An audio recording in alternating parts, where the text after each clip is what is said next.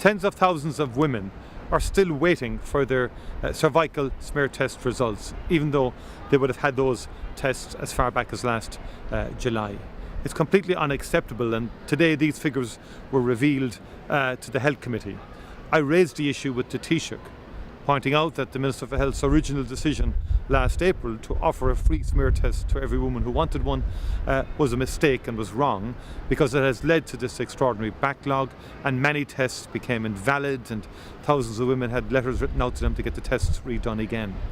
In addition to that, we have learned that the new HPV test will not now be introduced as planned in January, and there is no definitive date as to when actually that will now come on stream. I pressed the Taoiseach to make sure that every effort is now made to eliminate the backlog and to get the programme back on schedule,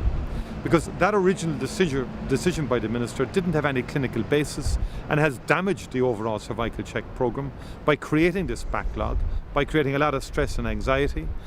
cost over 10 million to do it, with no benefit arising from it, and now also, it appears, has delayed the introduction of the new HPV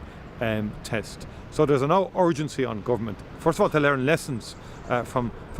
the wrong decision that was taken, in my view, but more importantly now to do everything they possibly can in terms of resourcing the programme